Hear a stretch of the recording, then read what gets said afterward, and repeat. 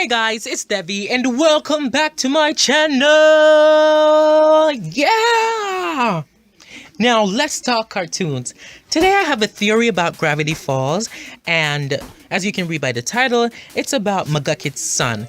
Why is it that we never really saw him in the episodes, in the series? What's going on here? The only time we saw him was in season 1, episode 2. So why wasn't he present in the other episodes? Well, I have the theory for you guys right here. Before we get into the theory, please be sure to subscribe and turn that bell on so you'll be notified whenever I make a new video, because I'm always making videos for you guys. Please be sure to like this video and comment down below after I'm finished what you think. The reason is we never saw much of Fiddleford's son. With no further ado, let's go ahead right into the video.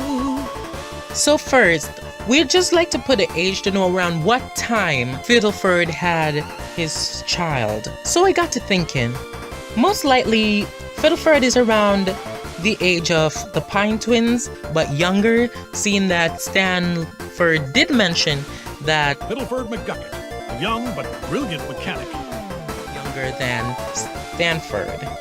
So, unfortunately, after much research, I couldn't get an exact age. However, using the information that I did get, I was able to make a close assumption.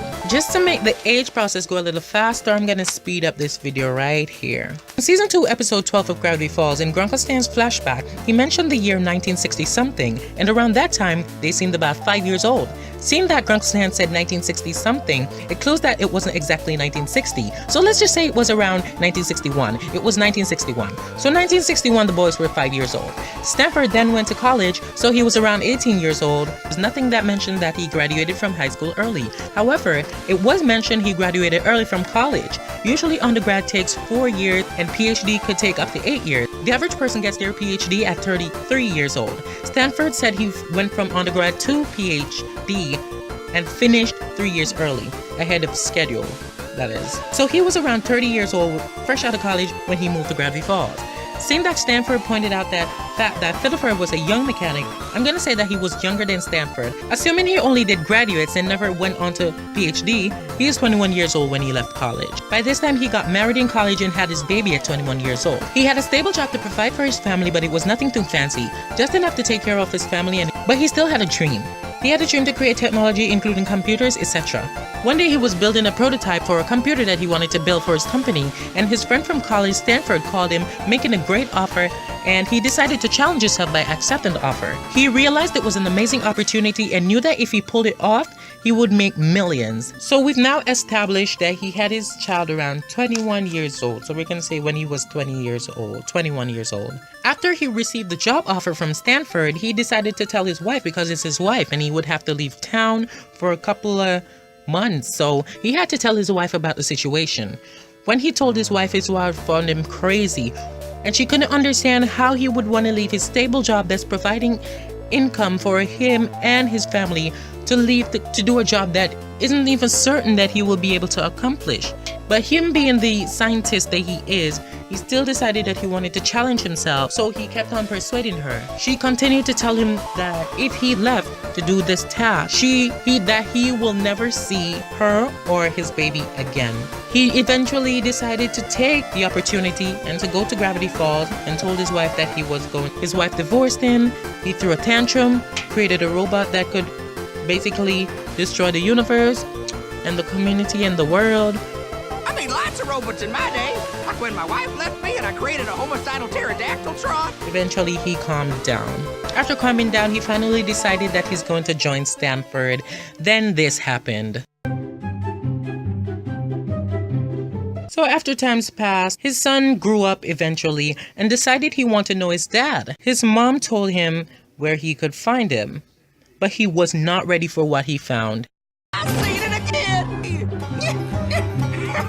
But I got proof this time back. Just like Stan, Mcgucket's son was able to help him regain some of his memories with pictures of when he was younger.